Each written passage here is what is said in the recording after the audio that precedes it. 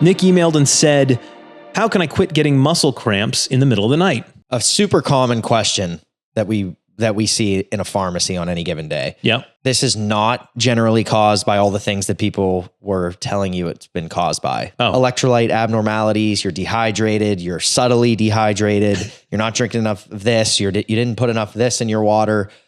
All of those sorts of things that are, at this point, pretty much hocus pocus. So why is this occurring?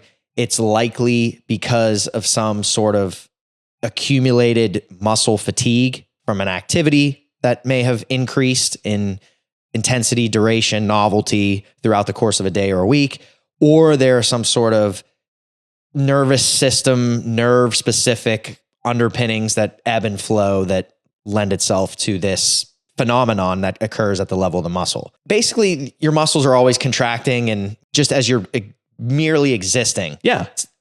So with that, because you're constantly firing and such, there are misfires, and there are things that can occur that are more severe for others, they happen less frequently to certain people, and there are certain disease states associated with that can become a really big issue. But in general, it's some like combination of those two things that I mentioned, and not that first issue of dehydration and you did something wrong sort of mentality. So not dehydration. You don't have to go guzzle water, but it could be something substantial, you're saying. Which you would ultimately want to rule out first. Right. So you got to talk to a doctor. Assuming it's not something substantial, it's probably just overexerting. What can be done about that other than don't overexert yourself?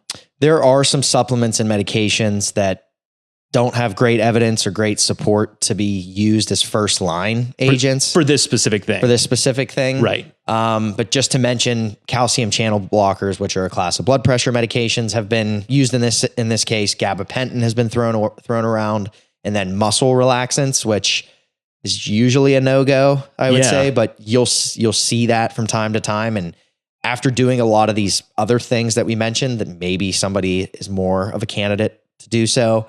On the supplement end of things, magnesium is one of the ones that first comes to mind. Mm-hmm. However, overhyped.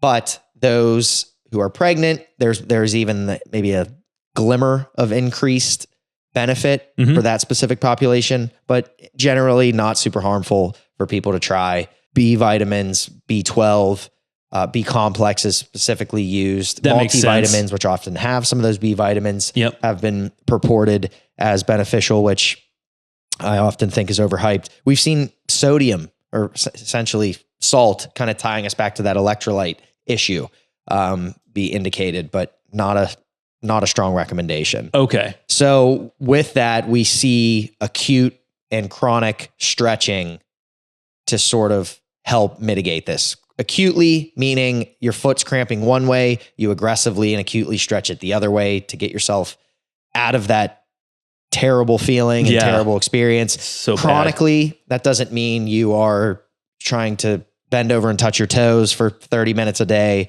but just that chronic movement. Right. Repeated. Just beginning to move around a little more, take certain movements through longer ranges of motion, loaded stretching, graded exercise to kind of go into the second category. Graded exercise or physical therapy settings are useful for people, just more slowly building up in volume, intensity, and novelty for a certain exercise or movement pattern, as opposed to, well, it's summer and we got to get the yard cleaned up. And so you're out there for 8 hours on your feet. Yep. And you wonder why for the next 2 nights you have calf cramps, so it's just easier said than done. Right. But those are the largest levers to pull. Okay. All right. I love it.